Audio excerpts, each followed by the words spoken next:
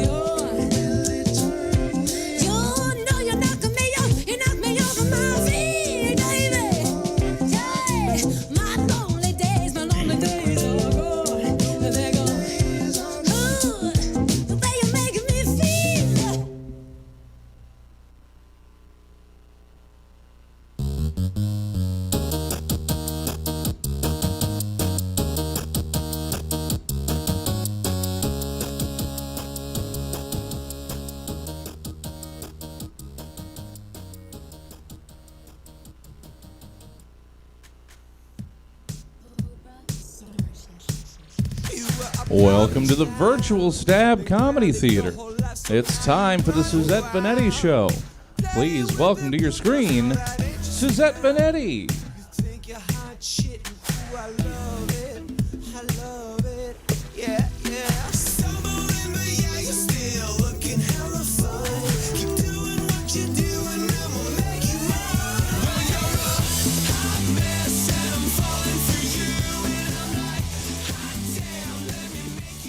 Hi, everybody. It's 5:03. It's Sunday, March 7th. Welcome to the Suzette Veneti Show. We're here at 5:03 every Sunday, which is more regular than, I was going to say bowel movements, but then I was like, no one wants to hear that joke, than your garbage man, which is kind of the same thing. Welcome to the only streaming talk show hosted by a drag princess who, according to one table today, doesn't try hard at all. I'm so tired. If only they knew. Okay. I don't have a monologue today, but that's okay. It's been a crazy week news-wise, but I'm just going to go right to where the tea is piping hot, and I can hear it whistling on the stove. So if you'll join me in welcoming to the show, he always keeps it hot and fresh. He's going to serve up some cups for you and me. So please join me in welcoming to the show my friend and a great follow on social media, Clifton Ellison. Hi, Suzette. How you doing? Hey, Clifton. How are you? You know, she's sobered up now. I had a nice little festive brunch earlier with you. Yes, you did. Yes. You know, I didn't get Kesha drunk like you did, but right. I kept it at a mature pace because, you know, I'm a woman of a particular age, so I gotta keep it right. Absolutely. Plus, I don't want to be on your show looking like this. So, Well, thank you for maintaining a level of I don't want to say sobriety, a level of hearedness, so you could be on the show. well, there was that one time when That did you happen. remember that one time. I do. Mm-hmm. I do. Yeah. Ladies and gentlemen, make sure you eat something before you take an edible. That's always the lesson, the value of the day. Also, if I remember, you took a little more than maybe you. It was a new edible for you. Yeah. Yeah, my tolerance is higher now, but at that time I was used to taking like the five grams a piece, and I was popping them thinking that they were 5 grams a piece, but they were actually 10 grams a piece. So I actually took 20 as opposed to the usual 10 that I was taking at the time. That'll do it. Whew, girl, what a journey that day was. But anyways, as far as the tea, did you watch Coming to America? I haven't seen it yet. I really want to. I was working hard on the shows because now I have 4 shows on Sundays that I'm at. But I think I might watch it tonight if I'm awake long enough. It was I loved it. It was pretty funny. I love seeing just almost everybody that's alive from the first one was involved in this one as well, and it was a nice little nostalgic hug that we all needed. It's really cool. I like when they do that, when they bring everybody back. Yeah.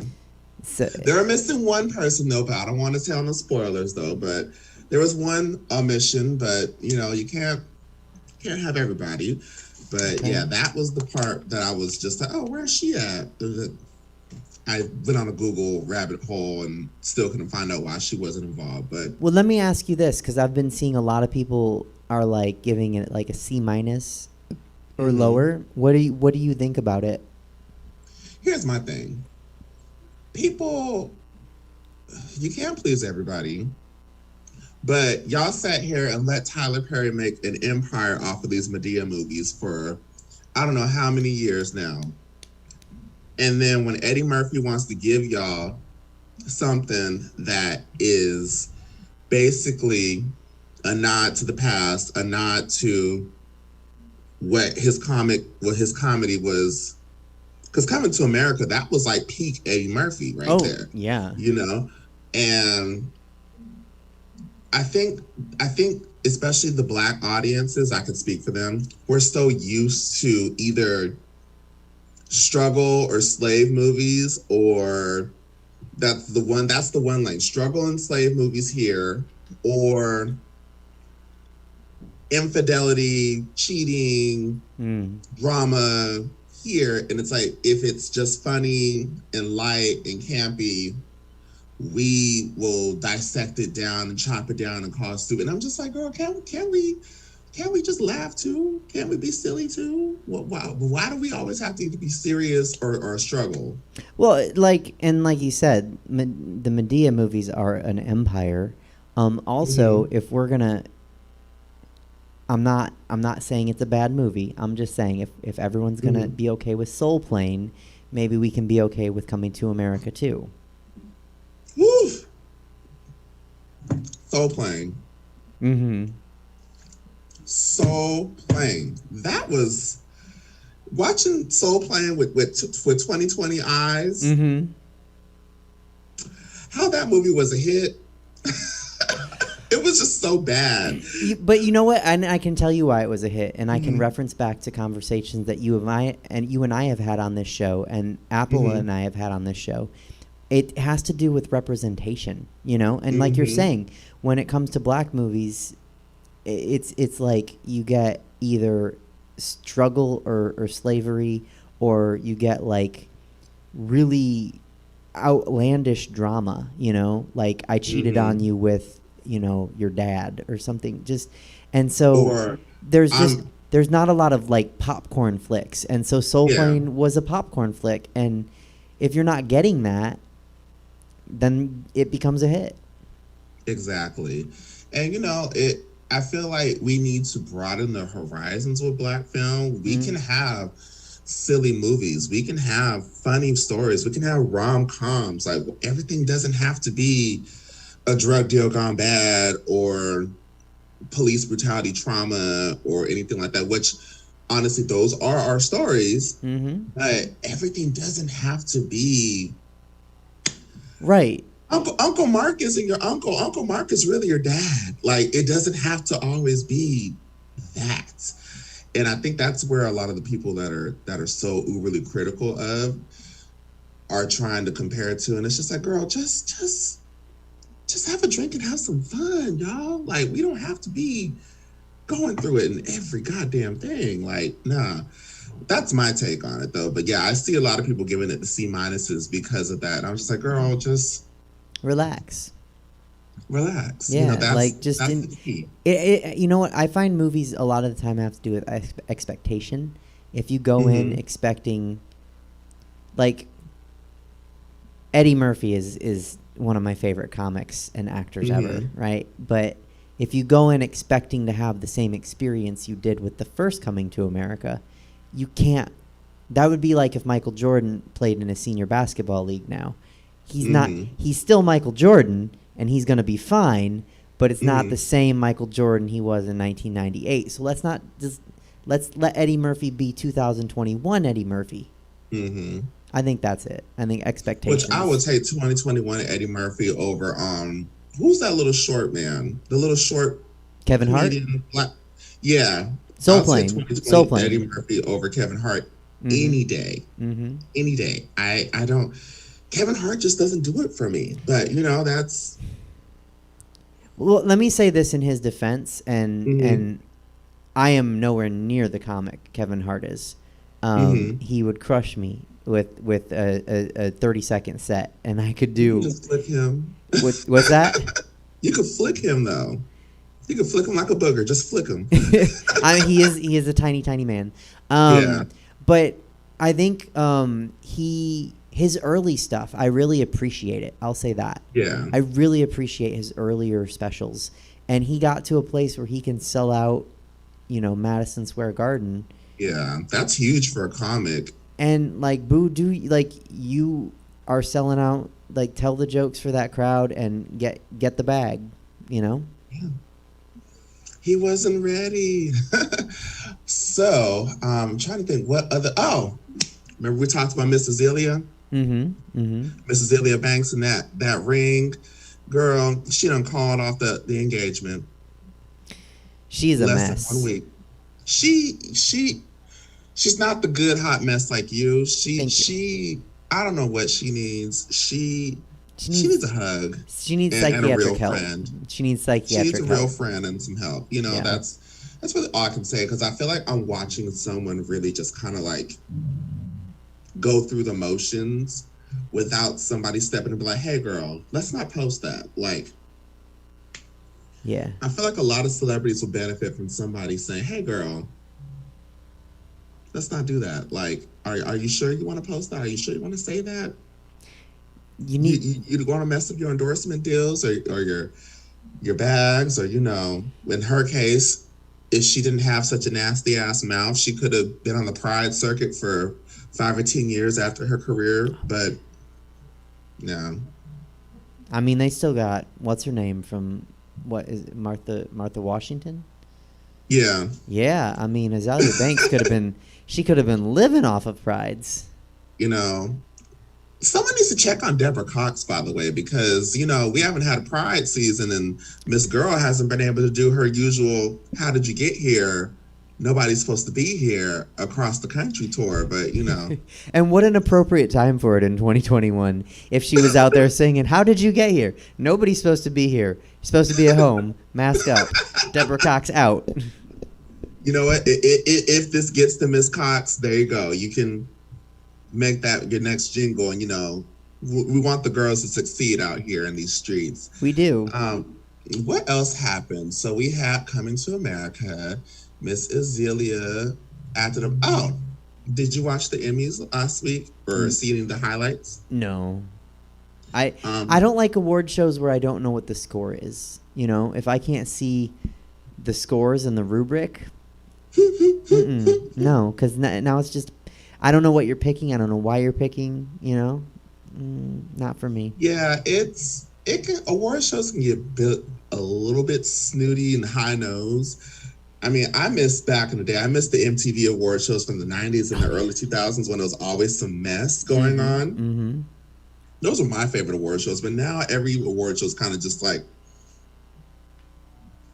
high nose. Yeah. Like, and it's just like, oh, okay, girl. I didn't even watch half the movies anyways. But I was so happy that Chadwick, rest in peace, Chadwick Boseman, he got a Golden Globe, and then also Andra Day got one as well.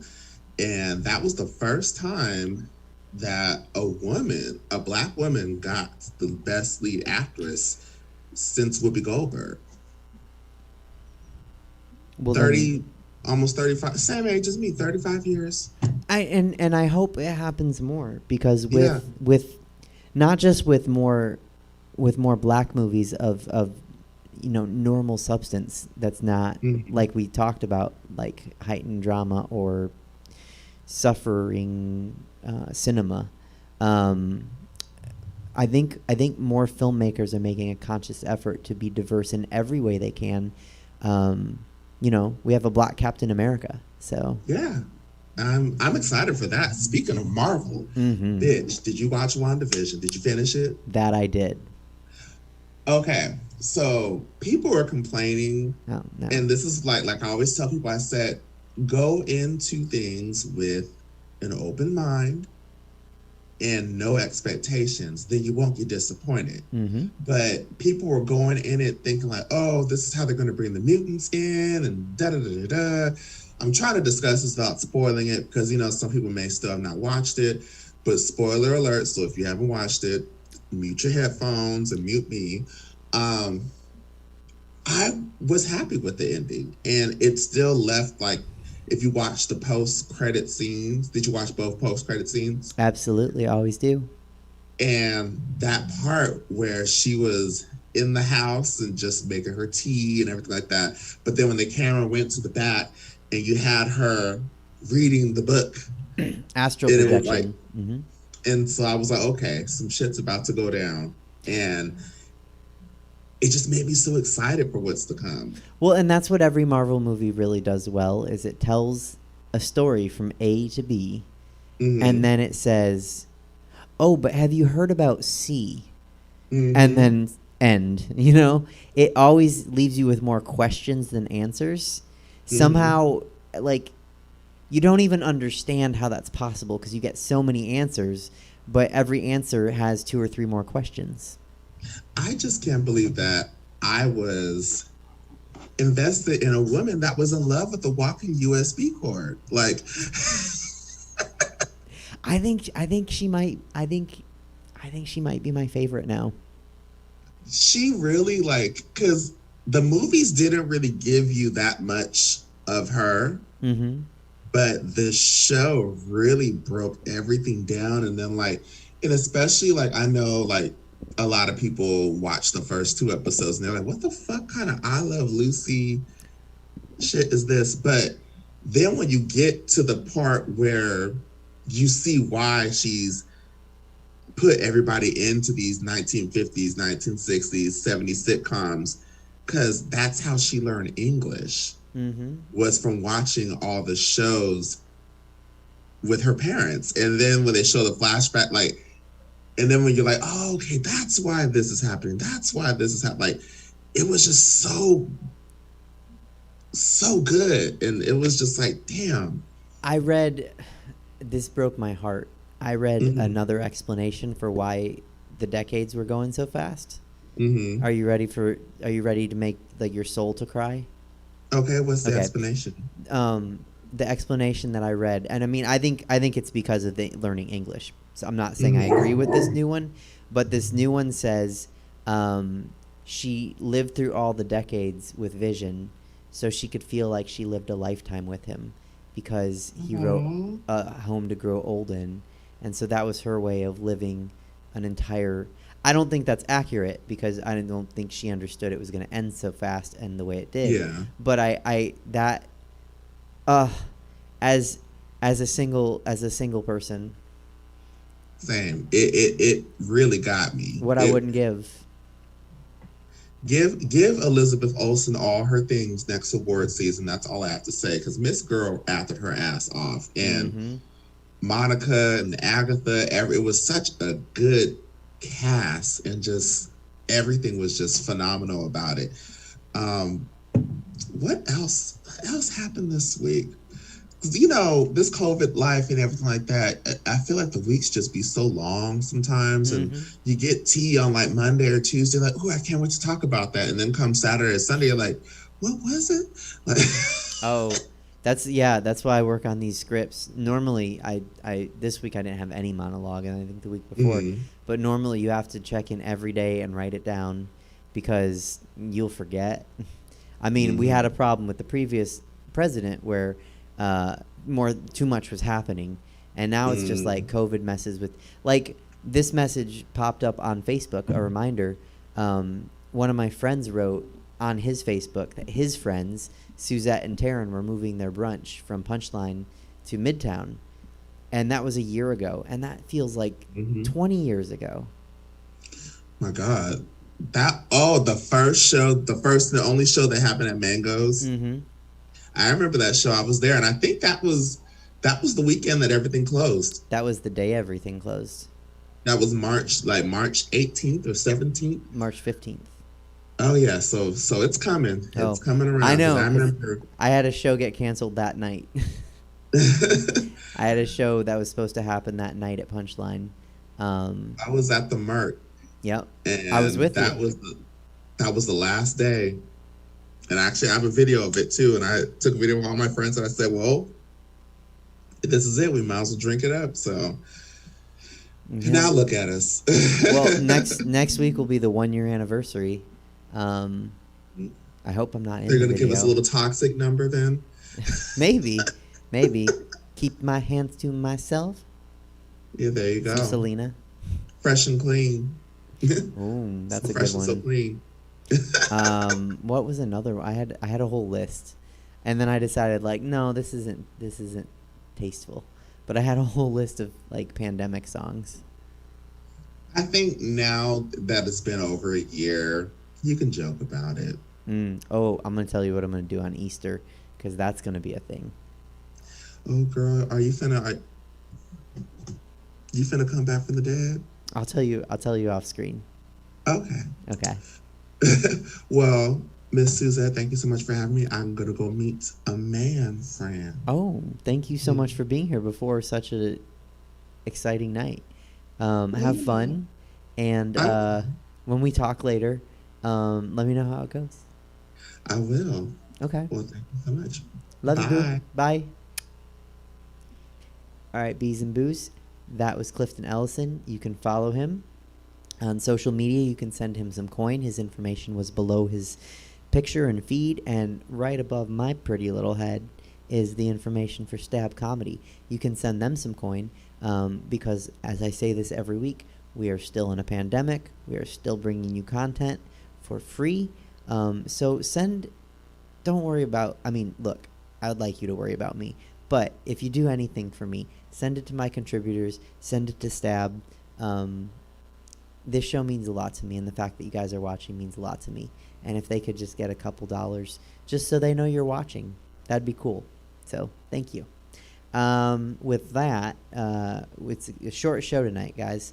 We're going to get right to the interview guest. I am so excited to have him on.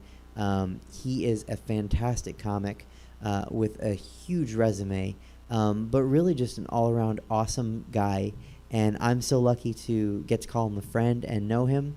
And I can't wait to talk to him. He has his hands in a lot of stuff, so it's going to be a great interview. So please join me in welcoming to the show, Steph Sanders. Right on. What's up? How are you? Hey, man, Suzette, I love that introduction because I was looking around like, who was she talking about? Oh, you, sir. That was a fantastic introduction. Thank you. You know what? I had to make it up on the fly because usually I ask what you like, and I forgot to ask you. So I was like, I just really like Steph. I'm just going to say I like Steph. That's fantastic. Hey, thank you. Thank you. How have you been? Huh? How have you been? I'm good. Fantastic. You know, we COVID maintaining. That's what we doing from the planet of California. So, you know. Yeah. What have you been do. up to during the pandemic? Oh man, like everybody else, you know, starting businesses, you know, like getting in, becoming a stock expert because I got a 0.3 of a Tesla stock. Oh. No, it's just everything. Staying busy with it. I started my own podcast called Off the Change podcast show. And expanding my business ventures, and doing all the Zoom shows I can do. Still doing auditions, and they're now having comedy festivals online. So doing those things as well. So, you know, Okay. staying busy and doing. I've gotten a lot of commercial work in the past year. So commercials have kept me busy. Well, good for you. That's awesome. Yeah, that's and that's it. I'm shelved because last year I 2 movies were coming out when pandemic that I did were coming out and the pandemic hit. So they both were shelved. So just waiting on those to come out so I can be the new Kevin Hart. And so, so you were listening. What do you think about what Clifton and I were saying?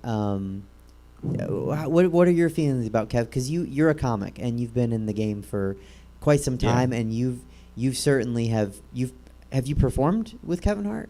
Oh yeah, I know Kevin. Yeah, you know Kevin. So what I don't like his newer specials myself, but I respect his hustle and I respect him as a comedian. That's all you can do in this game. I realized, I had to stop thinking about it from the standpoint of who's funnier, who's not, who's whatever. In this case, this business is so fickle that literally I've seen people that they deemed as the hottest thing in January. 6 months later, they're out the game or don't have a show and they're done, and then on to the next. So of course, Cat Williams dropped the baton because they only let one black comic be funny at a time. Right. So Cat Williams dropped it, and then Kevin Hart picked it up. I mean, what can you say? So I mean, to be fair, and I love Cat Williams. Like I have nothing bad to say about Cat Williams, but I think maybe all his extracurricular activities helped him. That's why I dropped the baton. Yeah. Okay. Definitely. Yeah. I was like, I would have liked to see them both be funny at the same time, but it didn't seem like Cat Williams was interested in staying in the spotlight. No. Yeah, well, he's interested. It's just, your demons or whatever you're going through sometimes overtake all of that, So you have nothing to do with that decision making for you. So absolutely. Yeah. I have a heavy question for you, and I didn't write this, but I want to ask it because of what Clifton and I were talking about, and then now what you referenced. So it is true that it's not, obviously it's not like a written down rule, but it's a very known fact that they only let one black comic be funny at one time. When will that change? What do you think? Like soon? You know what? I don't think it will change until. So we got to change from the top down. We usually change from the bottom up. So everybody changes. We may change how we format shows. We put more black folks on shows. We may let more black folks in venues or in places that we weren't in before. But the ones making decisions that tap you. I remember early on in my career, I was in improv in Hollywood, and Chris Rock said, "You are not funny until the right white motherfucker tells you funny." And so until those persons change, the leaders of the studio, the heads of the studio, the heads of any of those big decision makers handing out the $20 million, $40 million, and $100 million contracts change, it's not going to change. It's not going to change. Okay. So. Well, They'll sprinkle it. They always, everything, it's like one of them things where you get the new flavor of the month. So they'll be like, oh, we want to do the BLM tribute this month's show and put it on NBC and all the major networks, and that'll appease everybody for another 10 years. They'll do stuff like that. But as far as it changing, we're on a large level. But that's why I may not like Tyler Perry's content, but I love the fact what he's done. He's created a $1 billion empire off his own stuff. yeah. So we have to do stuff like that. So Yeah, no, and Kevin Hart, he created LOL, created Laugh Out Loud, created Heartbeat Productions, and he's doing his own things. And that's what we have to do. We have to create our own avenues. Oh, you're talking. Look, that's everything I've had to do as a performer. Because if you sit back and you wait for it, they might not come. Nobody handing you nothing. Yeah. Yeah. Wait wait means almost never. Wait for it means almost means never. So Yeah, that's why it was really. I don't know if you heard at the top of the show. I said there was one table that was like, oh, she's lazy. She doesn't try, and it's like my friends. I didn't hear them say it obviously at the brunch today, but my friends did, and they were so mad. And I was like, look, baby, it's okay. Like when you're a performer, not everybody likes you, and you got to accept that as a performer. Yeah. You're not everyone's flavor. But they were mad, and they were like, you work so hard. And I was like, I know. And they'll either come back to the next brunch and pay me their money, or they won't, and someone else will. Right. So I'm not worried about it. Yeah. But no, I hope for change. I think some of those network heads are gonna shift in more friendly directions, and they're going to be more diverse, and so hopefully we get more than 2 women on a show, more than 2 black people on a show, and we can just have funny people.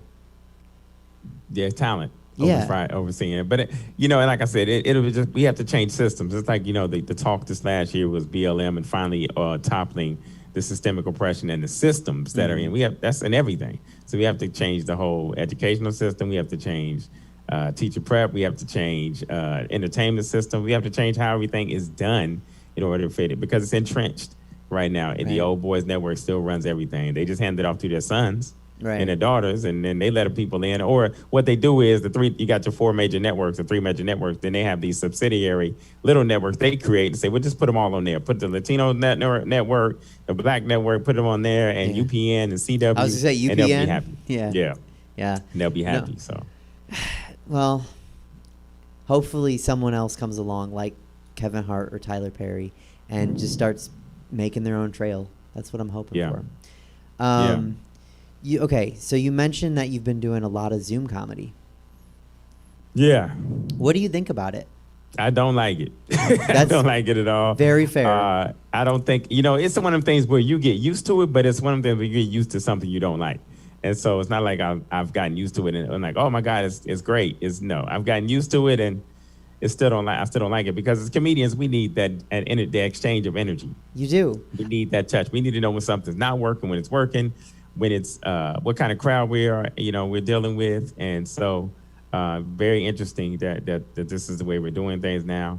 But it's funny because from a business side, persons that create and produce shows, it saves so much money. You don't have to do anything with overhead. You don't have to turn on lights. You don't have to rent a building. Right. It's like set a link up and get all the people that I would and actually more people, because I can do nationwide now, worldwide, set this link up and make money. So it's funny how this is going to change things. Just like I said, it's going to change things for businesses. Because if I own a business and I had, for instance, a call center, all of you are staying at home now. I'm not going to pay for this call center. When I know it can work now, 600 employees can be at home, and I can still get the same productivity. I'm good. So, it'll be interesting. No, I think a lot of, we've talked about this with a couple of guests. I think there are shows that are going to end up living beyond the pandemic, like as hybrid shows maybe. Hopefully this one. I like doing this, and I think there are other shows that will just end as soon as you can have a live audience, because I'm with you. And my thing is, it's a different medium. And I think that's what a lot of performers, you're certainly a really experienced performer. I think a lot of newer performers don't understand that it's not the same medium. So you have to adjust for the medium, which makes it not live comedy. Yeah. It's Zoom comedy. It's Zoom comedy, yeah. But I imagine you're still good at it because you're you. I like to think I can adjust and adapt to pretty much anything. So I do like that challenge. So hopefully. So when the pandemic is over and we're doing shows in clubs again, are you going to keep doing Zoom shows if people book you? I think I'll do both. I think I'll keep my what's good about Zoom shows and what I'm seeing the avenue and kind of the niche is going to be great to work out new material before you go do the live show. So Zoom shows, you're safe at home. You can go work out. You can work out your material. This is the new open mics. I think it will become the new open mic. And then you'll go to the, do your shows and stages and so forth. But we were just talking about how even going to stages, I don't think we'll see for a while the 500 people in a punchline or 350 people around the country. You won't see that crowd, and if they are, it's crazy for a while. I think we'll just see a limited capacity at the clubs and everything too. So, I'll keep it open. It's kind of like you got it right now. I think for you to close off to any idea, anything is like kind of ludicrous, or it can be a system killer for you or a career killer for you, because you never know what it's going to stay at. This may be it. As a matter of fact, I saw that I've done it too. The Disney Actors Camp, ABC Actors Camp, and the CBS Actors Camp, where they have all the hottest actors at the time, and you go in and do these camps and auditions and things of this nature for a lot of execs. I've done it live years ago. Now they're doing it online. And like this, and Zoom, and they love it, and they say we're going to keep it like this. And the execs like it because they get to stay in their plush homes and stay where they are. And they even do it in their Porsches and Lamborghinis and just watch people, and that's it. Make the decision. Yeah, and again, the overhead is low, so they don't have to rent out a convention center or pay for. Then they have to waste gas money if they don't want to. Yeah, right. Yeah.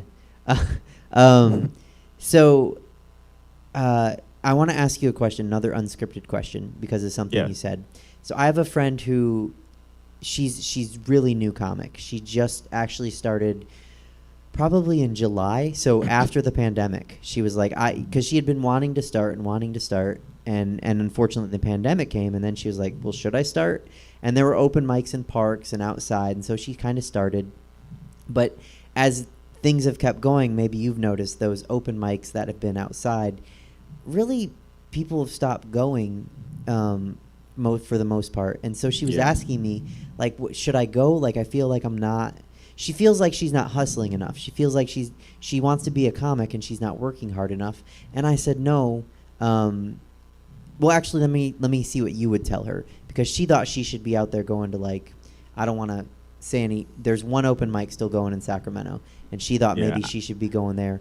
And what would your answer be to her? That's an interesting question. I feel like there's no right or wrong answer, because we're all going through this together. There hasn't been a pandemic in 104 years. We're all going through this together. So it's like, what is the right answer? And I'd say depends on what your goal is. So as a new comic, you just want stage time to get more comfortable on stage. So I would use it as that. If that's what, there's 2 in the city. Because it used to be, I remember there was so many in the city, we could get up 2-3 times in a night, 6 days a week. And so you wanted to do all of that. And it just gave you your chops and get you much better. Even if there's nobody in there, your confidence, your rhythm on some jokes, and getting words. For me, it was like getting jokes out of my mouth the first time, but no matter where I did it, just leaps and bounds for the next time I did it in front of a crowd. So I mean, that's her being new, and she wants to do that and do it for that reason. Yeah, not for the reason of there's no people there, or there's no it has to be a selfish reason at this point, and that is I want to get new material out of my mouth. And just so I can get better at the stage, get better at act outs, get better at whatever, delivering my jokes, so I can be the best comic I can. Because we don't know what medium is going to be the prevalent one, but like we just talked about.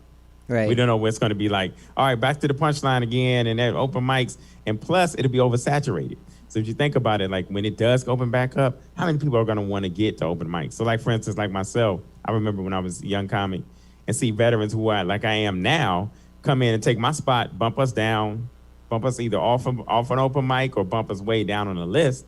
I'm going to do that to people because I'm going to go back, open mics, and now bump this young lady off. She might as well get it in now, get her licks in now, and do what she can do on anything and everything. I just say, throw the kitchen sink at it.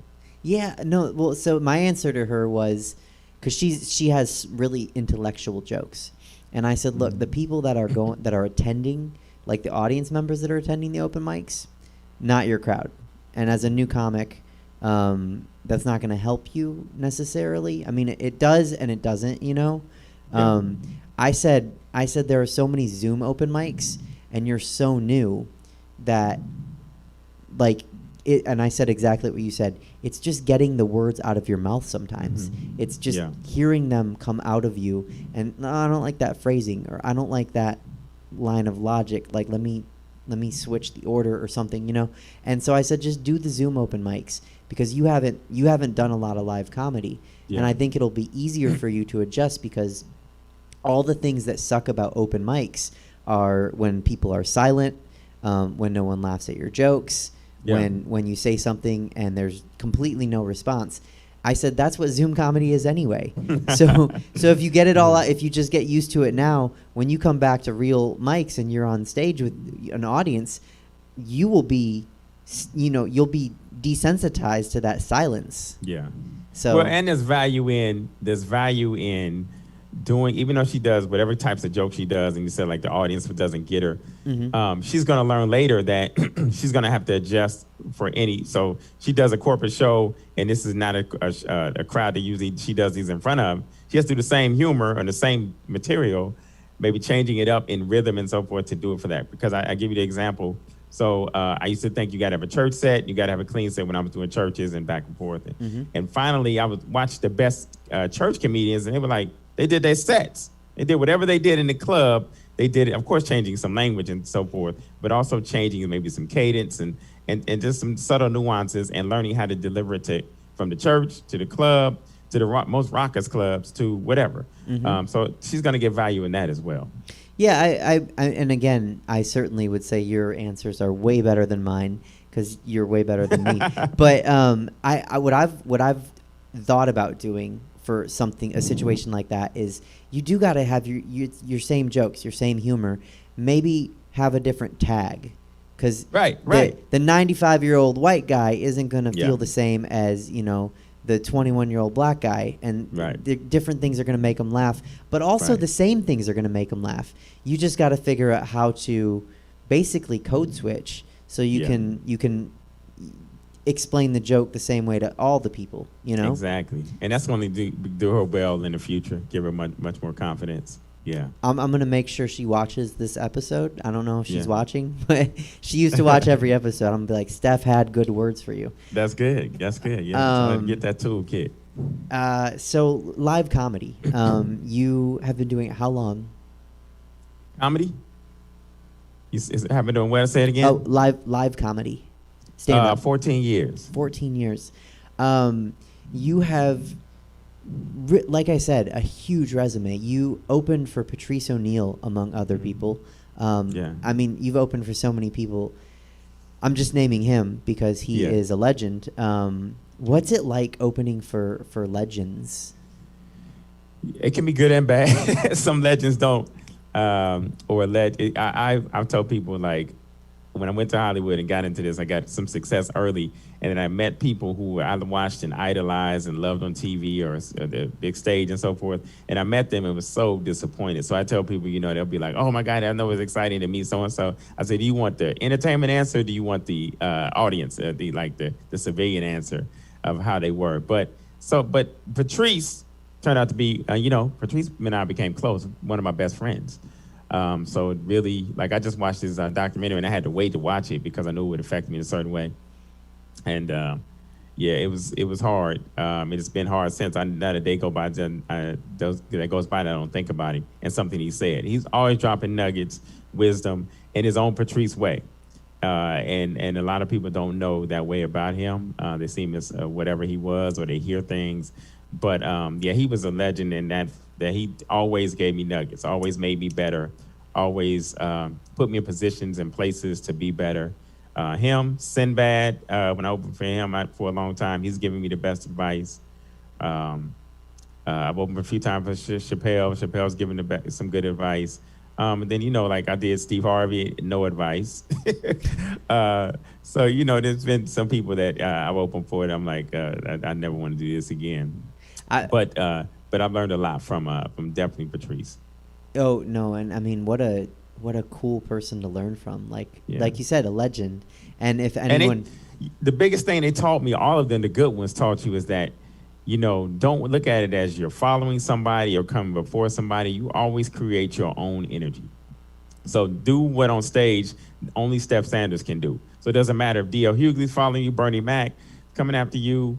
They're going to remember still. You make them still remember Steph Sanders. Bernie Mac is going to do Bernie Mac, and of course they're going to do their thing. It's not a matter of you going against them. You want to create your own energy so that you do your thing. Because Patrice told me one time, he said, one night I was getting one day we were doing a tour weekend, and I was getting standing ovations from the feature spot, and he said, "Remember, there is nothing anyone can do in front of me that I cannot make the crowd forget about them in 5 minutes. So, it's just a lesson in that, you just always got to create your own energy. Don't worry about who you're following, what's up. You always got to be the best you and make people just remember your name. That's really great advice. Wow. Yeah. We could just fill like a couple hours with you just giving me the advice that you've gotten from people. I wish Steve Harvey's advice, I know you said he didn't give any. I wish he had just said, wear a good suit. I wish that had been his advice to you. So what do you like about stand-up comedy? Wow, good question. Never got it asked that way. That's a good original one. What do I like about it? Wait, you mean that? Yeah, no, really. I haven't gotten it. People ask, why do you do stand-up, or why did you start? Excuse me, but never ask like. Oh yeah, I hate that question. Like why did you start? It's usually a generic answer. Everyone's is the same. For me, it fulfills a few things. Like, so I like performing in front of people. I like that gratification or that response and that exchange of energy. Whether I was in dance my whole life, played instruments, sports, whatever it is, I needed to be in front of an audience. So for me, it fulfills that. And then the challenge of there's no other profession, well, I'll name a few, but no profession like ours in that you have a stool, a stage, and a mic, and you have to make people laugh. That's it. With your words, your whatever your thoughts comes out of you, your thoughts. You have to create that energy and make people laugh, and for however long, 15 minutes, an hour, whatever the case may be. But that's a great challenge and a great thing. Not too many people can do that. A lot of people want to do that or are funny at home and want to transcend that to the stage and make everybody like they're at home on your couch. But no, not many people can do what we do. So I tell people you either need to write a book or get on stage in your life or do both. And those two things are, so fulfilling and so such challenges.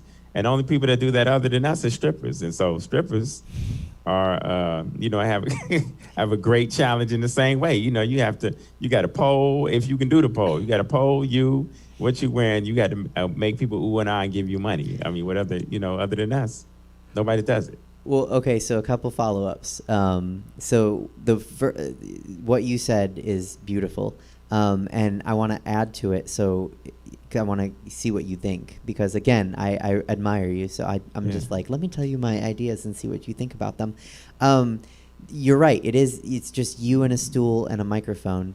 But someone told me maybe 3 or 4 years ago when I started, it might have been when I started, they said this is the only art form, the only medium where you want people to interrupt you and stop you from doing what you're doing. Because we want applause breaks. We want laugh breaks. Mm-hmm. No one stops a musician from playing, Yeah. No one stops a dancer from dancing. But we, as comics, and if you'll allow me to say we want people to stop us from what we're doing. And that's so weird, and it's so hard to get at a laugh break, at least for me.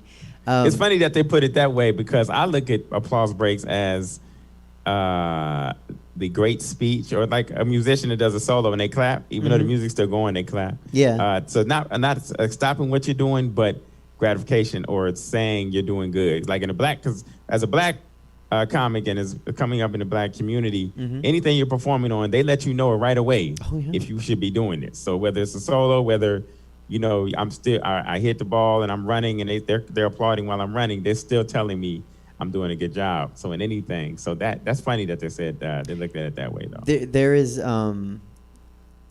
is no better audience to find out how you're doing than a black audience. Oh man, because they will tell you immediately.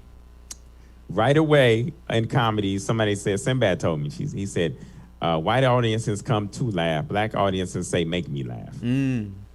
So difference right away, so yeah. Huge difference. The other thing I was going to say was, you said comics and strippers, the only two professions. And I want to say, this is kind of funny. If you take a comic and a stripper and you mash them together, you sometimes get a drag queen. I love it. I love it. Which is I wouldn't have said it. I'm glad you said it. I'll say it. I'll say it. And I got to get you to brunch because it's very similar. The only difference is It's a lot more like dancing, where if something doesn't, and I try to tell people that think comedy's easy. The problem isn't when you're doing well. When you're doing well, keep doing well. The problem is when something goes wrong, and if people are like, well, duh. The problem is when something goes wrong. But I'm saying when you're a new comic and you say your funniest joke and nobody laughs, and then you say shit, and then you say your second funniest joke and nobody laughs, and you go, uh-oh, I have 4.5 more minutes up here. Right. It's gonna be a long night. Your booty starts sweating. Oh man, it's the worst. But every other art form, dancing, there's a next step. When you're playing an instrument, there's a next note. There's always somewhere to go. But when you're a comedian, it's just you. I mean, you can get off stage, but everyone's gonna see you get off stage after 30 seconds. So what are you gonna do? And I think that's the only difference between drag, because certainly when I'm performing at Brunch, I can see the people. Sometimes I see them looking at me the way that people look at me when I'm doing stand up, and it's not, I'm not hitting the right moments, and I'm like, all right, I got to change this up. I got to get you to a Brunch, because it is a stripper and maybe a clown and a comic is a drag queen. The right drag queen, not all of them are get there. Stripper comics, but so they perform at this Brunch. Oh yeah. Oh, okay. I thought it was just Brunch. Okay. Oh no, like sir. That. No, sir. So it's a drag show, and you did my show at Punchline. Yes. So I was very impressed, and I tell everybody, I did not know what to expect. I'd never done one. Was kind of like, what the heck? And I loved it. And the people that came, they was their first one too, to support me. And they were like, yo, it was so talented. We still talk about a few of the acts and the talent, and like, wow, this was cool. Thank you so much. I that show is so special to me, and just if anyone's that doesn't know and is watching, it's a half drag show, half comedy show. I call it Queens of Comedy. We have comedians do stand up, and we have drag queens do drag performances. So the drag brunch is all drag performances. You get a little bit of hosting from whoever's hosting. We rotate. There are 4 of us that do the show every week, and we rotate hosts, because that's a fantastic idea. You need to take that half comedy, half drag to Netflix. Oh, you need to take that idea. I was taking it all over the road, and then the pandemic. But I would love to take it to Netflix, because there is nobody's doing that. I just like you said, I like when people realize how high of an art form it can be. And the same thing on the comedy side, because there are people that come for the drag queens to that show and have never seen live comedy. Or what's worse, they've seen like a bad open mic, and they're like, oh, live comedy's not it. Yeah. And then they see you, or they see that show had Regina and Casey Lai and Punky Johnson, and they're like, okay, wait a minute. I need to reevaluate what I thought about live comedy. And now Punky's on SNL. You see that? Right. Oh, no, of course I saw it. I texted her, hey, girl, congrats. But it's like, I want them to appreciate you guys the same way that you were able to appreciate the drag for the first time. Yeah, that's good. Because both are so impressive. So thank you for the kind words. Yeah, no problem. I'm going to stop talking about me and ask you now. You said what you like about stand-up comedy. What do you hate about it? What do I hate about stand-up? Mm-hmm. Wow. So the art form itself, there's nothing I hate about it. The business of stand-up comedy is something I hate. And that is, it's so unpredictable, and it's so, at first, I think it gets comics, can get comics out of sorts. And I always used to love comics, and they were already at a place. They were in 14, 15, or 20 years, 30 years in that didn't give a damn. And I'm like, wow, they do whatever, they would not follow the rules, and the producer said, don't do this, and they do it. And I'm like, wow, they're such rule breakers. How could they do this? And whatever. They're not going to get far or whatever. And now I realize, being 14 years in, what they know is what I know. There's no rules in this game. Oh, I was going to say, were they white? They make up are BS. Stop trying to follow them and conform to what they want, because just be you, and somebody will find you. It's men, it's men. as opposed to for years I went with this. I even catered my material to got to be this for TV, has to be this for the movie producers, has to be this for the directors and casting directors. And I was like, I got things and did some things. Don't get me wrong, but that big hit or something I was like thinking was gonna come and didn't happen. I'm like, what am I doing? So now I'm free on stage, much freer to do the material I want to do, feel like doing whatever I think is funny. I'm doing, as opposed to what everybody else says do. So I would tell new comics that now. Get early on. Yo, stop. Don't even go with the industry thing and all of that. Do what you think is funny, and you're going to change the paradigm. It's a shift for you, not to them, because them old fogies be gone in 6 months, a year. And whoever told you that don't do this or do that material is gone in 6 months or a year. So, yeah. How long did it take you to realize that? Long time, man. Long time, Suzette. I think, so I took a hiatus in comedy. I took a hiatus to get a little thing called a PhD. And right before getting my PhD, I started to realize it. After I came back, I still was trying to do a little bit of conforming because I was like, I want to be acceptable again, or people to say I'm funny again. Then I was like, what am I doing? So I would say the last definitely 3 to 4 years, I'm like, I don't give a damn. And the pandemic really put me over the top. It really put me over the top creatively. Was like, man, I'm going to do whatever. Because we never know how this is going to end and what's going to be the next medium after now I see creators going to OnlyFans, which was for sexual, explicit stuff. Now it's creators going there to do what they did on IG and YouTube and TikTok and things. I'm like, man, I'm just doing what I want to do. I'm not going to worry about it. It'll all shake out in the end. I wanna reiterate for anyone watching, and hopefully they're watching and learning, and soaking up some knowledge. But so 14 years, and you said only the last 3 or 4 years did you realize the rules don't matter. Yeah. And I want to make sure I say, because I've been at enough open mics where you get somebody who only does one open mic in their life, and they come and they say all sorts of like awful racist, sexist stuff, and they're like, that's comedy. No, that's not comedy. Oh, no. I don't know what you're doing, but go home. Don't ever do that. Yeah, no, not we have that a rule, stuff, and no. the rule is you can't do that. No. But you're talking about once you're in it and once you're working, and people say the rules. Well, yeah, the rules they're meant to be broken. So they'll tell you the rules, and by the rules, let me be more explicit. So for those new comics out there, for instance, they'll tell you what point of view you should are funny. So like the point of views that are funny are you to talk about your uncles or your family that's real crazy or nutty and things of that nature, as opposed to if you have been a kid, let's say that was bullied, or you what you find funny is not your family but your relationship. Do what you think is funny, as opposed to them telling you what point of views you think are funny, or trying to emulate the point of views you see out there, like being a Kevin Hart. Don't be the next Kevin Hart, be the next you. You don't be the next Cat Williams. There's only one, be you. And so, it kind of look at those people. That's why after you get in a while too, people stop watching a lot of comedy, because you don't want to accidentally have something in your head that you think they did, and it comes out in some obscure way. So just being you and creating your own point of view. And even if you are like, this is an art form. So yeah, we don't want people saying racist slants and anything anti-transphobia stuff, anything of that nature. But if you actually that's your point of view, and you make it creative and can make it funny, then do that in a way that's not damaging to people. Then you win. You're winning. You know what I'm saying? So. I just making your own point of view funny.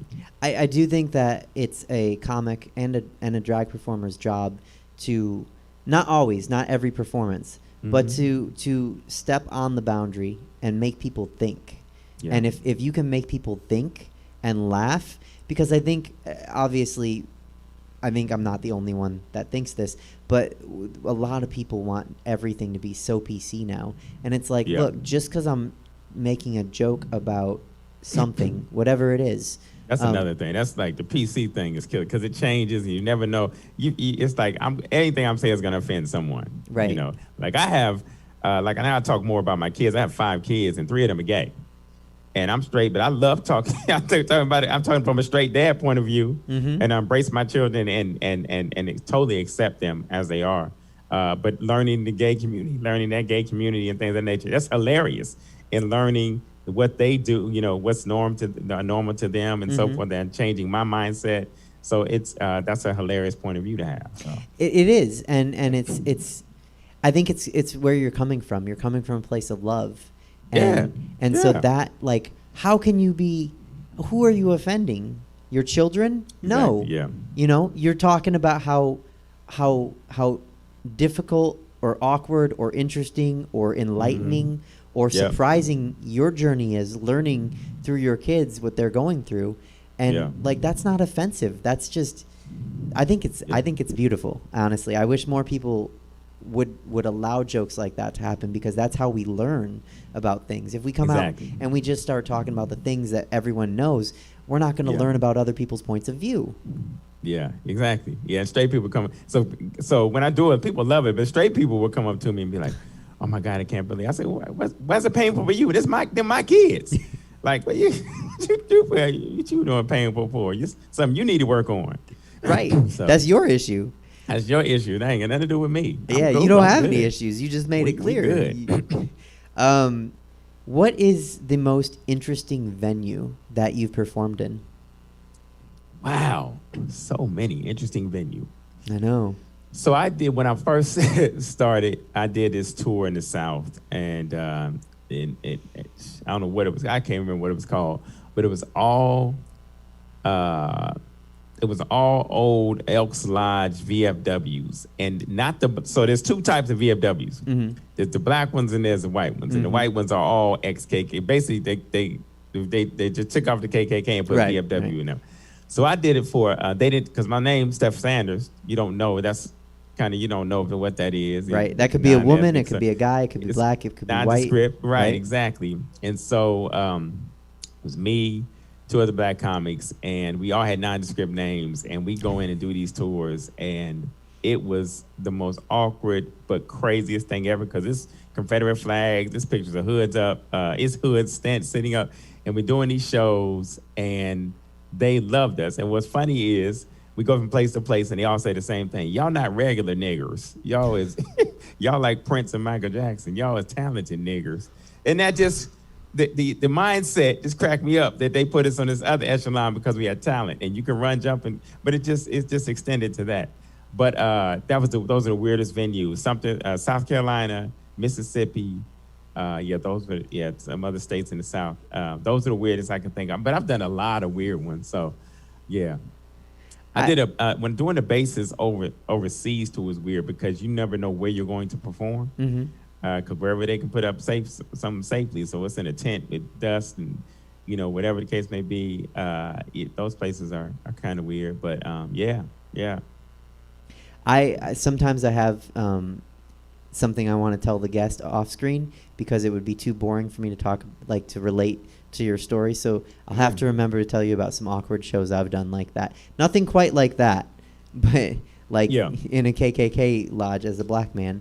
But I will tell you about some of my more awkward moments where I was like, oh boy, this is not the show for Suzette Veneti. This is not her venue. So I'll tell you off screen sometime. What is the most interesting experience or show that stand-up has brought you to or given you? Interesting show. Or experience, if it was USO, or maybe you already said it. Maybe it was doing shows for Klansmen. I would say, you know what? It's this place that stands out. Comedy Cafe in Milwaukee, Wisconsin. Okay. Fantastic crowds, sold out shows every day. So a few things were interesting. So immaculate club, just, beaming club, everything, right? When you go on the road, you either stay in the hotels or comedy condos. So they had a comedy condo. From the outside, looked great. Go inside. It is the worst comedy condo I've ever stayed in my life. We had to shower in socks and shoes. It was disgusting. I slept in a chair. It was disgusting. And the owners of the club, Milwaukee, Wisconsin, the owners of the club were all were Samoan. But they thought they were Italian mafia. So they talked with, hey, you guys. I mean, this was literally like the way they talked. All you heard was Rat Pack music the whole time you're there for the 4 days you're there. You do 8 shows. and it's they're playing all Rat Pack, Frank Sinatra, and they're serving. They talk. All of them talk like this. You guys is funny. It's so funny. Fucking Mulian. It was the craziest thing I've experienced in my life, and the best club I've experienced in my life. And I did it with I don't know if you remember a show called The Nanny. I do. I love The Nanny. But Greg Rogel, the Cabana boy on The Nanny, he and I did that week. And we always did that week. We did it for like 3 years straight. For some reason, they booked us together. But it was a great time with him. But anyway, that was the most interesting place. Still to this day, kind of like, whoa. The most interesting place in ever. So this is how real I know that story is, and how much I know that they thought they were Italian, because you said that they said, "Oh, Mulian," like that is a really old, antiquated. It's not necessarily a slur. Yeah, you can't go around. Right, you can't go around saying it to black people nowadays as an Italian person, because it could mean you're my friend. But that is an old slang. Oh, slang. I lived in Brooklyn for 7 years, so I used to hear old Italians talk like this and hear that. So when I went to Wisconsin, I'm like, where are y'all from? And so it was so interesting. These big Samoans, and they thought they were this, and they put their hairstyles in the Rat Pack type of hairstyles. It was, and that wasn't long ago. Like, right, ridiculous. You know what? Things get to Wisconsin later than they do the rest of the country. So they just got the Rat Pack music like last year. Right. They're just a little behind. And the Samoans just fit in where they could. They fit in where they get in, No, I had an older family member explain to me what Mulignan meant. And also, like, I consider myself a Dago, which is an old slur for an Italian person. And I said, well, who can call us a Dago? And he said, well, it depends who they are. If they're friends, anybody. If they're not friends, they're going to get punched. Yeah. So I always, like, to me, you don't hear those words anymore. So that's such a real story. So you mentioned it. I did my research on you. I just want everyone to know that I took this very seriously. I did research. But you mentioned also that you're an actor, a trained musician, and a dancer. What skills from those art forms translate to stand-up comedy?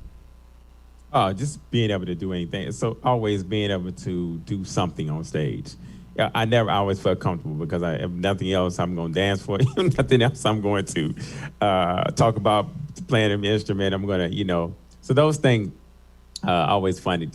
I can do all of that. And then my first show, I've been acting a long time. They put me in acting. My parents did. At the age of 11, I was on a show called Zoom. And so just all of that stuff translates to making me much more comfortable on stage. I didn't have that, I never had stage fright. I didn't know if I was funny, but I didn't have stage fright. So I was like, if I'm not funny, I'm going to do something else on here on stage, So it was one of those things. Yeah, that's what translates. So, what did stand-up come last, or did you do all those first? So I did all that for my parents. They never knew I wanted to be stand-up because my parents would have absolutely not let me do stand-up. However, what they did do, so they're the ones that introduced me to. There used to be parties at our houses or other houses, and they would call it. They would listen to the party albums of Richard Pryor on live, Red Fox, Moms Mabley, George Kirby, you name it. All these people, and George Carlin. Billy Crystal, they would listen to these albums. And I was like, man, why? And we sitting around listening to albums and not music. That was so intrigued me. And my mom used to listen to them when she would get sad or angry, whatever. She'd listen to those and start cracking up. And I said, I want to do whatever they're doing. So I was adopted, an only child. So to be liked at school, I made people laugh. And I would memorize the Richard Pryor, Red Fox, any of those routines, Bill Cosby, without the curse words, and do them the last 5 minutes of school, or the kid do them during school, and the teachers would let me do 5-10 minutes at the end if everybody was good. So that's how mine started. My parents were like, wouldn't have approved of me being a stand-up, so they just put me in that stuff to be well-rounded. I was supposed to go into politics. That's a whole nother story. But after my mom passed, went to my dad about it, and he said, yes, I'll give you my blessing to do this, to do stand-up. And then he saw me, and then he saw I was good. He was like, all right. So that was, a nod of the head was a good thing for my dad. That was big. It's like a round of applause or a standing ovation. And then he passed shortly after. But yeah, they gave me the blessing. That's a real thing though, that you had to be good for him to give you the nod, because if you weren't good, he'd have been like, this isn't it. Then you're like, no, this ain't for you. Yeah. This seems like a stupid question, but do you love stand-up more than all those other art forms, or do you love them all equally? I love stand-up and acting the best. Okay. And I love it the best because acting, you get to go into and touch on emotions you don't normally get to touch on, or character traits that you don't possess, but you get to become. So I like that transformation. And then taking it on the stage too. So talking about things, because the stage is, or your material is usually your life or somebody you know or close to, or some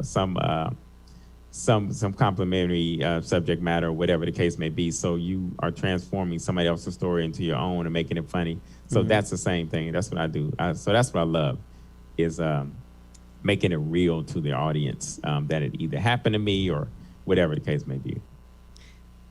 Very cool. That's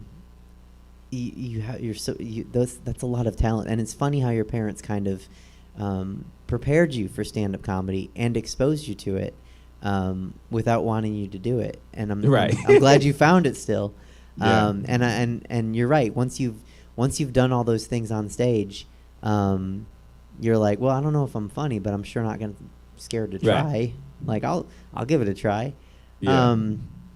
So I wanted to talk about your podcast, and you mentioned it at the top of the show, and I almost asked about you right away, but you're wearing the shirt.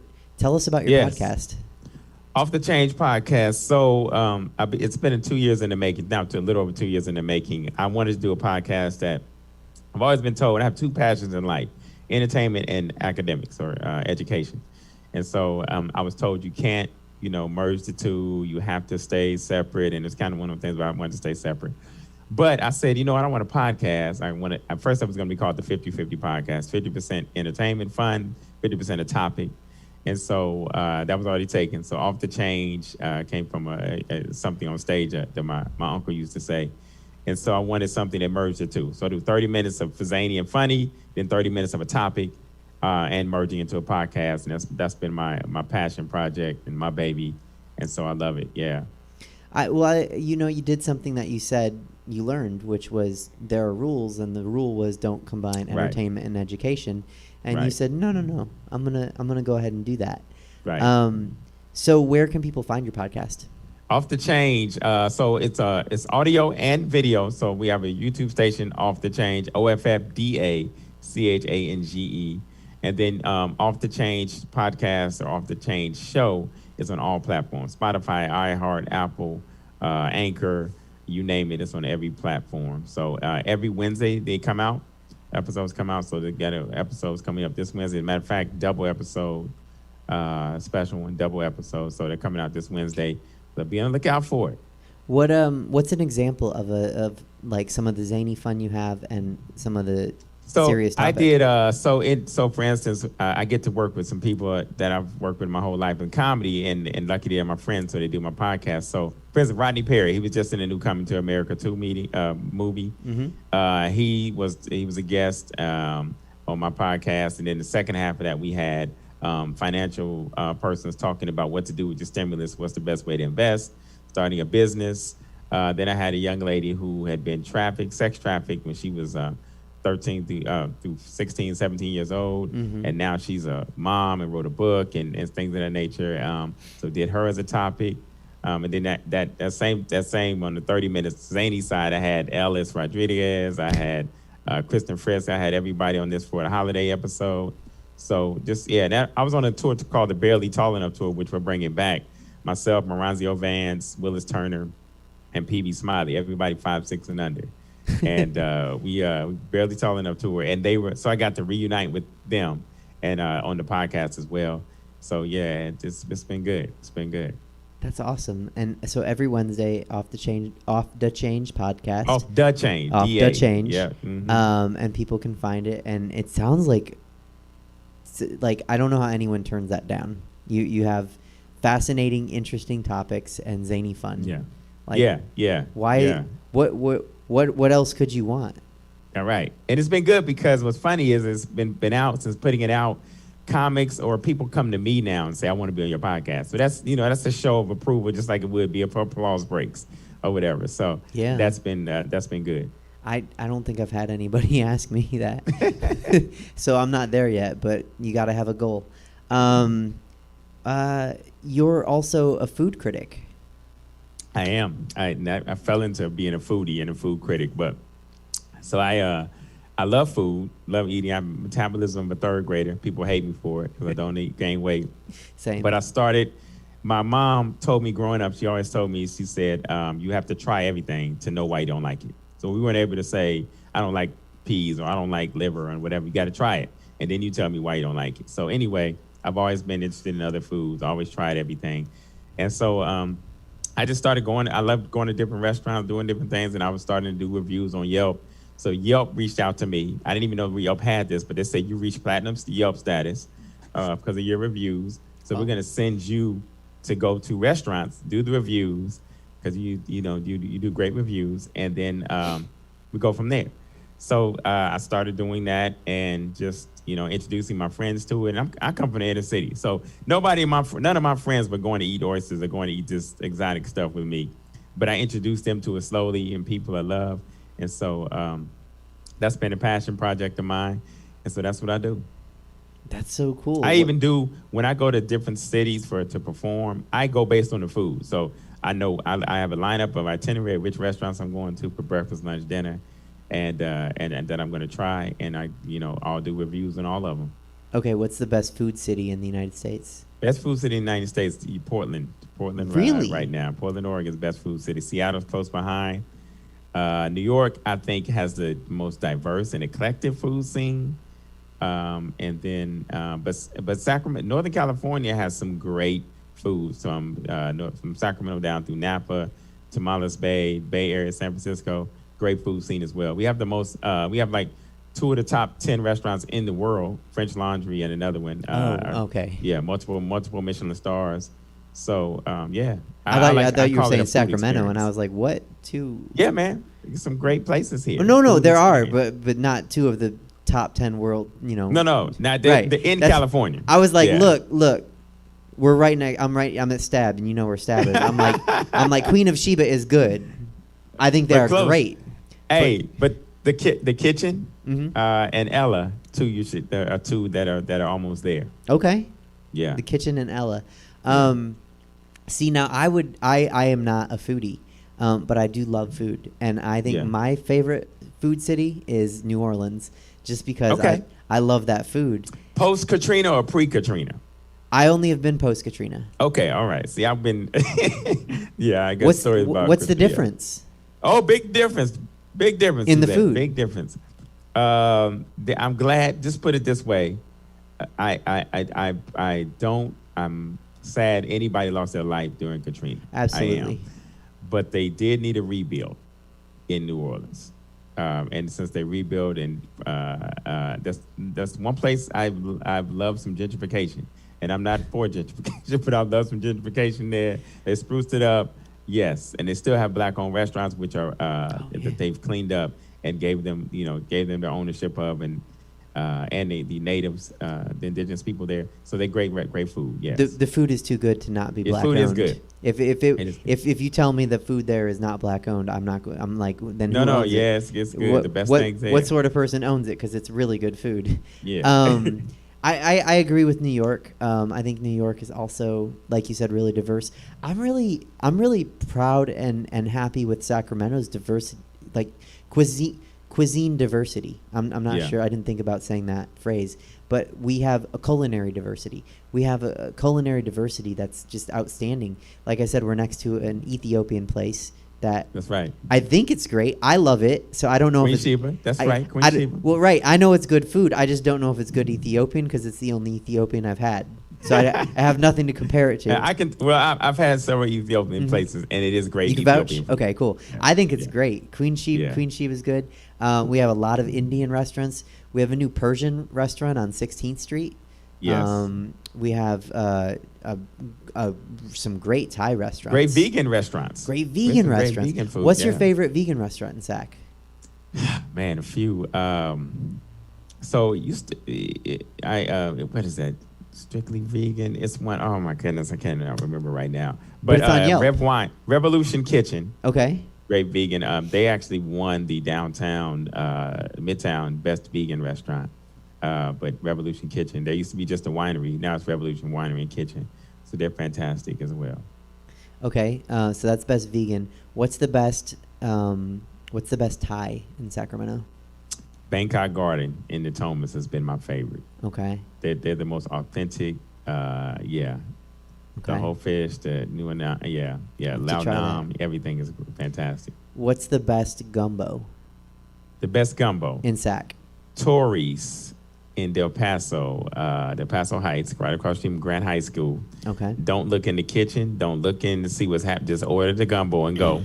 Yeah. Don't think about it. Just order it and go. Don't be looking to see who making it, what the restaurant looks like. You don't need to know anything. Yeah. Just eat the food. Just order the food. Okay. Get it when they call your name. Go. You're a Sacramento native, right? No. Okay. Well, how long No. have you lived here? About 20 plus years. Okay. So you remember Plum Blossom on J Street? Yes. Plum Blossom was so good, Uh-huh. and like they got shut down once, and people were like, "Oh, they had roaches." The health, and I was like, "I don't care if the roaches were cooking. Their food is great. Like I don't care if the roaches are in the fried rice. That's good food. That's good food. Open back up with whatever you need to do. Put some gloves on the roaches. Get them masked up. Put a hairnet on them. Whatever. Like keep making my food." And then they, of course, they shut down. And like now there's a Thai place in that spot, but they went through that spot like I don't know 3 or 4 different restaurants on J Street, right? Yeah. And the great thing about Plum Blossom was they had that sign in the window, and they would change. Like some nights they'd be open till midnight, some nights till 2, some nights they were 24 hours.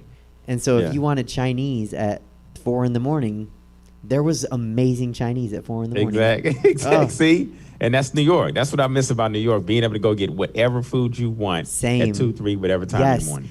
Oh my God, I miss being able to get matzo ball soup at 3:30 in the morning in New York.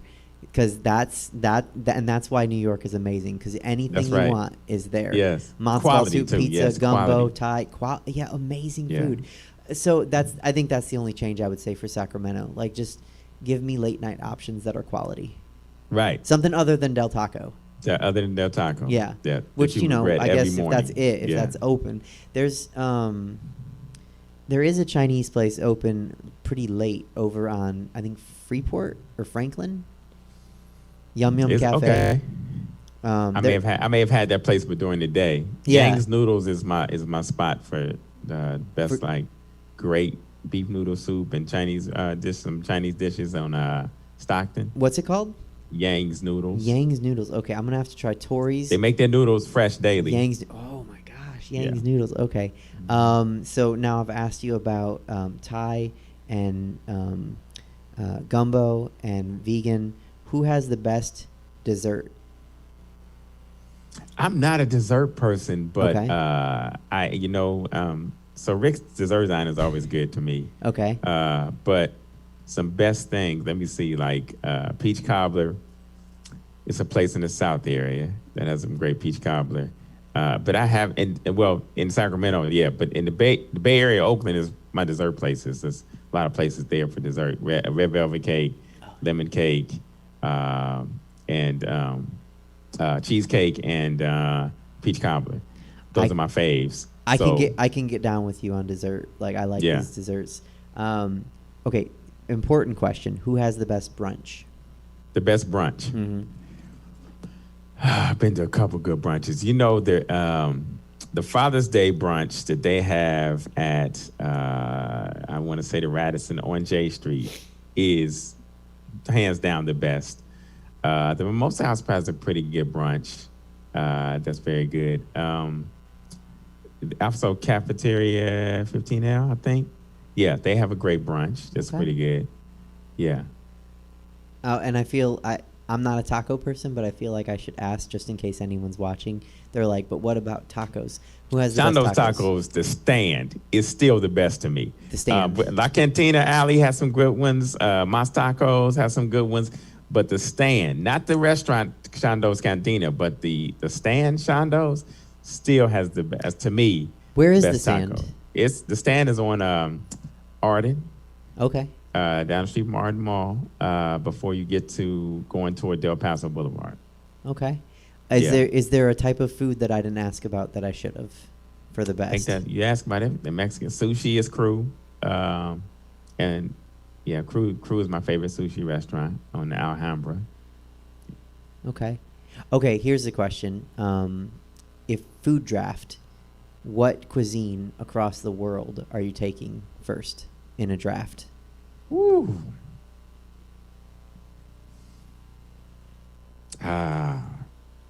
I'd have to say it's a tie between Italian and Thai. Okay, as an Italian who likes Thai, I'm not Yeah. mad at that answer. Where can we find you next? You can find me on my podcast every week. I have some shows coming up. Go to I am Steph Sanders on anything. Twitter, IG, Facebook, I am Steph Sanders, and I put up at my shows as I get them and do them. I'm going to be performing here in Vegas pretty soon, the 19th of March. But yeah, I'm getting booked more and more shows since everything is opening back up, getting more and more calls. Congrats. And then just check out my IG page, I am Steph Sanders, where I keep up my acting work and my shows there. Yeah, no, it's below you right now on the screen. Cool. Okay. So everyone can see it. They should follow you.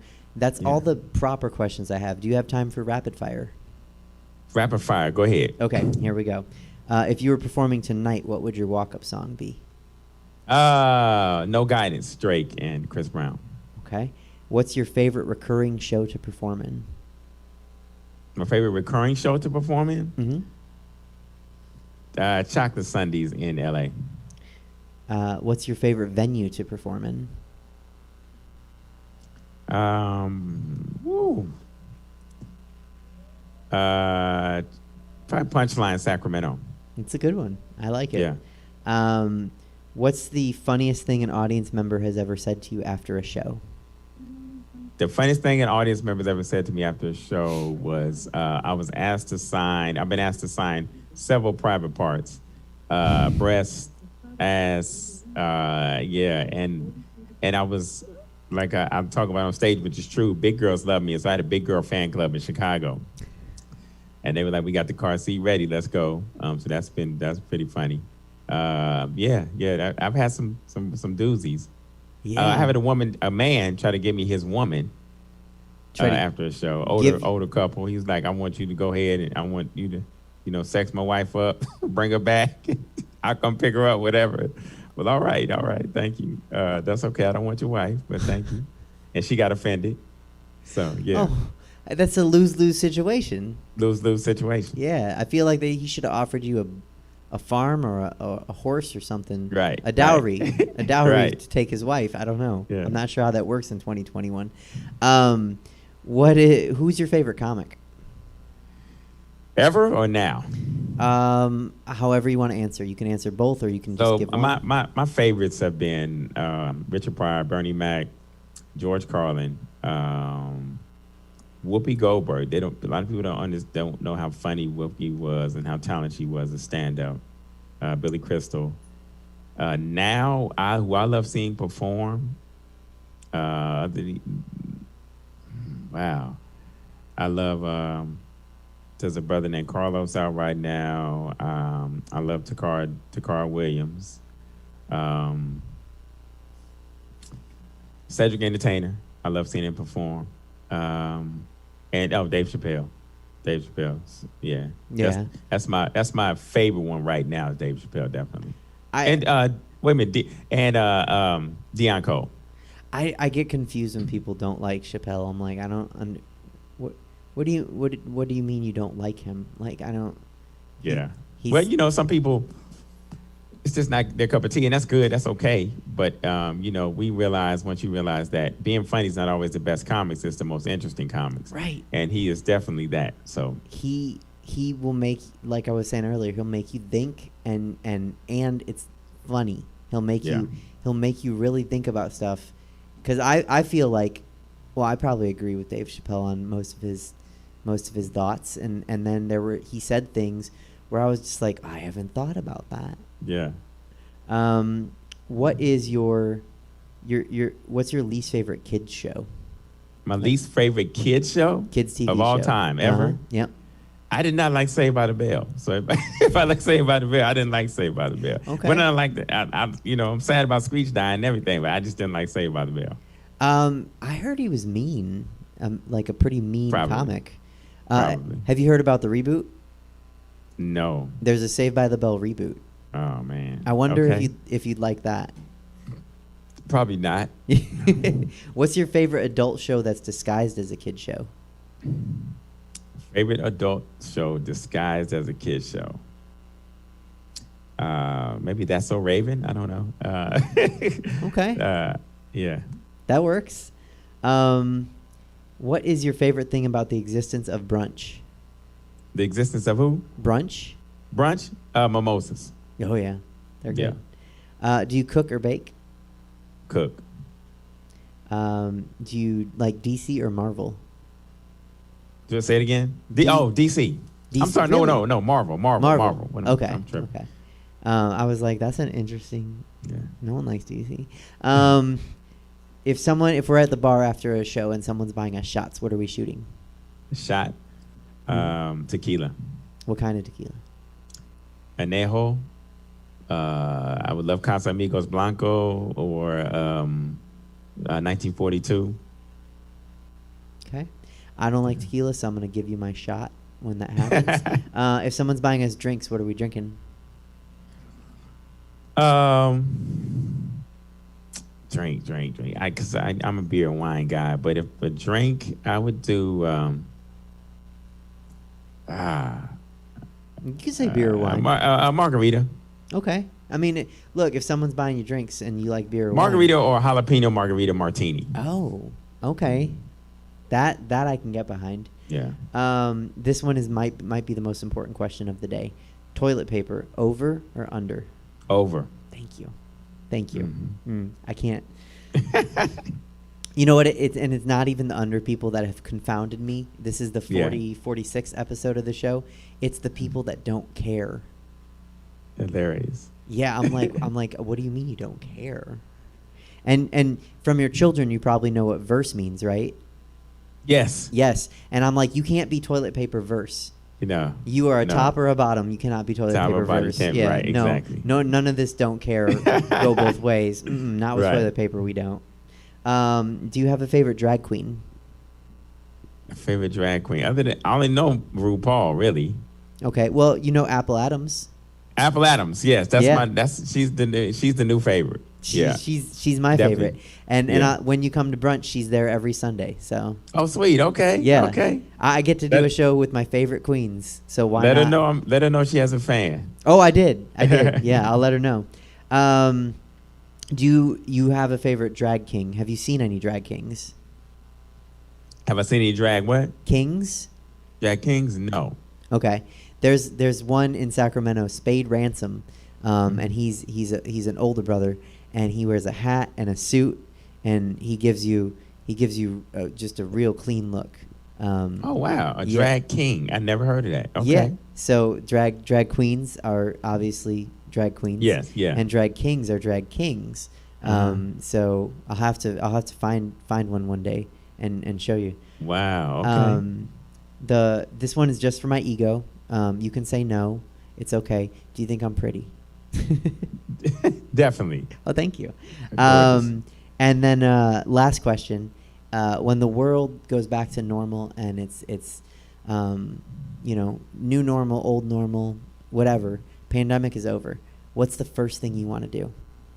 Disneyland. Okay. Yeah. What ride? Any and all. I got to do, but I haven't done the Star Wars ride yet. So I'm a Disney freak. So I gotta Really? go. Yeah. I haven't Okay. done it. I retired this question. You know Chelsea Bierce, right? Yes. Okay, I retired this question. I haven't asked it in like 20, 30 episodes because she crushed the question. And I don't know if anyone can top it. But you're a Disney freak. Yes. If I was a Disney princess, which one would I be? I'm thinking right off Little Mermaid. Okay, why? The hair. Okay. Okay. So Chelsea said Little Mermaid but not like the Little Mermaid that like is all together put together. The one that's like stumbling out of the sea and she's a mess and she doesn't know what to do with herself. Yeah. And then I think Chelsea might have said something like, "If only you didn't talk." Yeah. Yeah. So I had to retire the question. Steph, that's all I got. Thank you so much for coming on. I really appreciate it. It was such a great episode, and you dropped nuggets of knowledge, and hopefully people learn. Yeah. I appreciate it. Thank you. Absolutely. And people can check you out off the Change podcast. Off the Change podcast. I am Steph Sanders on everything. Okay, cool. Well, have a great rest of your day, and I'll message you, and we'll get you to brunch, and I'll fill you in on the craziest venue I've performed in. Thank you. Thank you. You too. Thank you. All right, bye. All right, Peers and Queers, that was Steph Sanders. I do hope you follow him. Check out his podcast. Great guy. Amazing person. I'm lucky that I get to work with him sometimes and call him a friend. So make sure you check him out and follow him if you're not already doing that, which you might be. You might have come to the show tonight for him. And so thank you for doing that. Other than that, like I said, quick show, but we still always have our resident, whatever he's doing, actor, comic, producer, I don't know, failure, David Shapiro. Hi, David. Are you there? How are you? Oh, I'm well. Thank you. Oh, You? I'm good. Thank you. Good. Thank you for asking. You're welcome. I would like to talk about WandaVision, like I Okay. said last week. It's been out now since Pacific time midnight 3 days ago. Right. So I think there's no, look, here's the thing about spoilers. I don't care about spoilers at all. Like, I'll read the whole spoiler list before I go to see the movie. Even Marvel movies. You still got to see it happen. Like, who cares if you know what happens? You still got to see it happen, right? That's my feeling. But I know other people are very sensitive about spoilers. So, here be a spoiler warning. Let's just go with that. Here be a spoiler warning. If you don't like spoilers, just mute your screen until no closed captions either until I'm not on it until Suzette says goodbye. Stay and watch her credits. A lot of people work on the show, and so don't turn off the show. Just mute the screen and throw things at me and hate me. At LuckyJew22, it's right below me. At LuckyJew22, I hate you, David Shapiro, and your spoilers. That's fine, whatever. I don't care. But we're gonna talk about it now. Okay, cool. Thank you. Suzette, are you ready? Well, okay, so Did you spoiler watch warning. WandaVision? Yes, I watched it. And you're okay with me doing this? Okay, Yeah, as long as everyone doesn't want I to thought hear it was amazing. Okay. I thought it was fan-fucking-tastic. There weren't 6 hours of footage like we were promised, right? Like, when we weren't promised anything. That's the thing. Everyone's mad about shit because the X-Men weren't introduced, and the Fox universe wasn't introduced, and the Fantastic Four wasn't introduced, and Mephisto wasn't introduced, and the other guy that uses chaos magic, I can't remember, Shaitan, I think it's Shaitan, Mm-hmm. I think that's his name, he wasn't introduced. So, like, everybody's like, oh, it didn't, yeah, no, it did deliver, and the only thing that kind of sucks was Paul Bettany was like, oh, a cameo with an actor I've always wanted to work with, and it was himself. Like, meh, wah. Like, that was lame. But so we were told there'd be about 6 hours of footage. There was 5 hours and 41 minutes, I think. No one's counting. And unfortunately, 90 minutes of that was the same credits over and over, basically. But it still was phenomenal. First of all, we got a bop. We got Agatha all along from WandaVision. That was good. Secondly, they Charted. explained why she's the Scarlet Witch, or rather, they at least named her the Scarlet Witch. Thirdly, her costume. Sorry, I have an impinged shoulder blade. Thirdly, her costume, right? Like, it's good. Like, it's amazing. I have never. You have done cosplay, right? Yes. Okay. If I was to do it, I would be my favorite superhero, Spider-Man. But I don't do cosplay, so I don't know. Would you wear that for cosplay? Absolutely. It's such a cool costume. It is. And it de-emphasizes cleavage and her vaginal area, her groin. which is cool because and it looks like something she could actually fight in, right? Which is neat because like it is kind of dumb when you see superhero costumes on women and they're like high heels and like basically like a high cut like swimsuit and then lots of cleavage, and it's like that doesn't look like you'd want to fight crime in that. I don't know. That might be miserable. Just a hunch. Pants, always pants and flat shoes. But anyway. Well, you're lucky you get to wear pants and flat amazing shoes. Costume. The Ship of Theseus moment, we're deep into spoilers here, with Vision, like conditional vision against like cold gray vision, by the way, not white vision. My brother actually corrected me on that one, so shout out Deej. Yeah, so such a good show. I've read something that said Agatha is the worst MCU villain. Nah. What's his name? Malekith, the Dark Elf. He was definitely whack as a villain. There have been worse villains. Hot take. Agatha was a fun villain.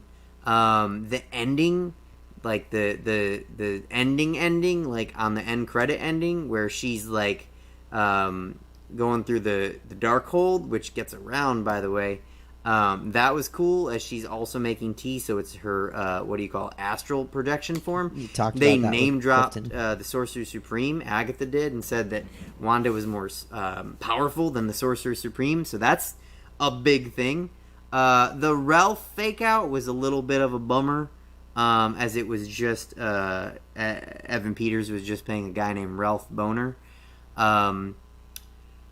Yeah, I thought Taylor Hayward might turn out to be something more, I guess, but he was evil. He tried to kill some 10-year-olds.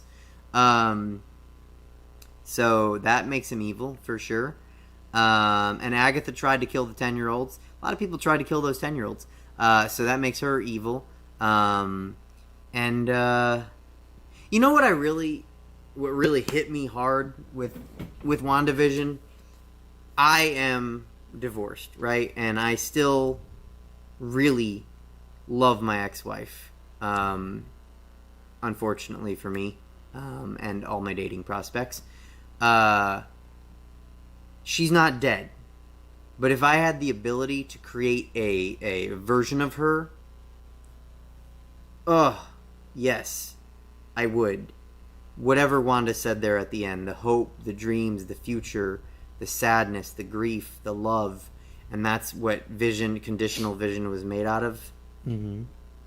Yeah, in a heartbeat. Ramifications, like I understand exactly why she did it and why it was hard for her to stop, because I would want that 100%. And my ex-wife lives now like 40 miles away. She used to live like 18 miles away, and now she lives like 40 miles away. It doesn't matter. When you love somebody that much, man. And it gave me a good quote, right? What is grief but love persevering? Now no one can ever tell me to get over my ex-wife and it's stupid that I love her. Because I'm just grief persevering. That's all it is. It's sad. It's admirable that I love her so much, that my grief is love persevering. Yes, I like that. Any thoughts from you? It was a really great show, and I think you've covered a lot. I wish you'd given me more time to give people a spoiler warning, but it was a good show, and I can't wait to see what else comes next. For sure, it was a good show. Uh-huh. I don't like that we have to wait 2 weeks to get Falcon and the Winter Soldier. But, like, what else are you doing, right? Waiting. Yeah. So, I just really liked WandaVision. And I was skeptical of the name when they announced it. I thought it was going to be a terrible show. Based on the name, it worked because of the way that they did it. And because it was a TV show within a TV show. And it was cool to have Jimmy Woo and Darcy Lewis. Her last line, "Have fun in prison," dope line. Couple of loose ends that I'm not really feeling. Aerospace engineer. Why make a big deal out of that if it was just this Goodner cat? I don't like that. Fix the camera. The missing person that Jimmy Woo followed to Westview.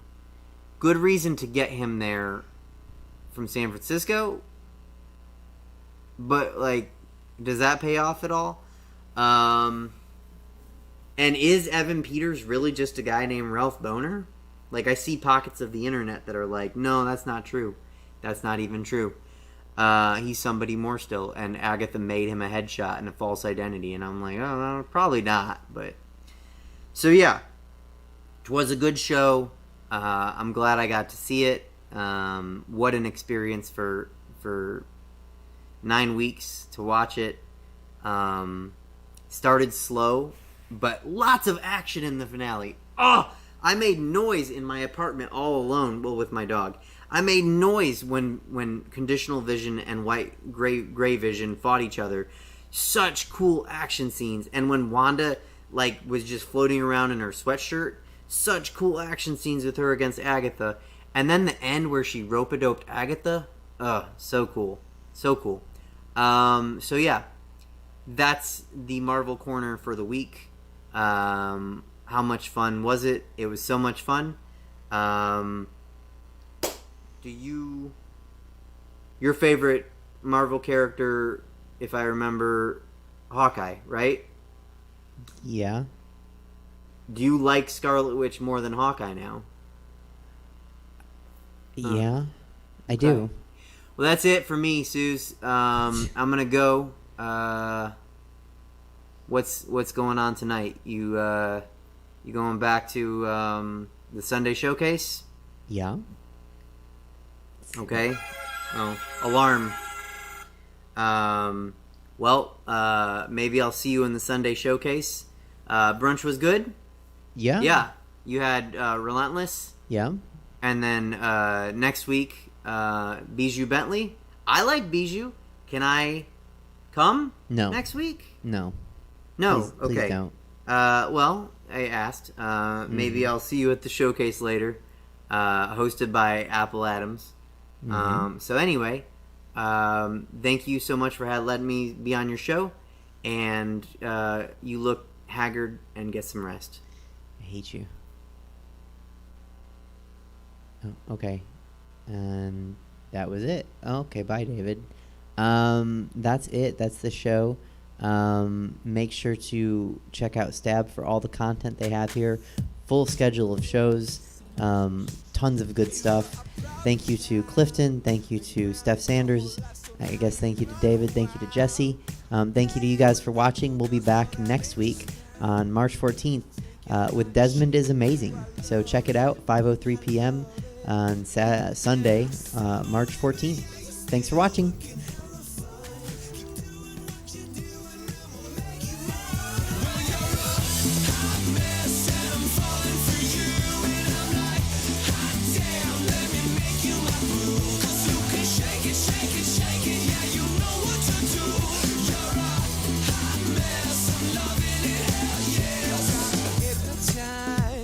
The city's your playground. I watch you take a bite. At 5 a.m. roaming the streets, drunk all night. You think you're hot shit, and ooh, I love it. I love it.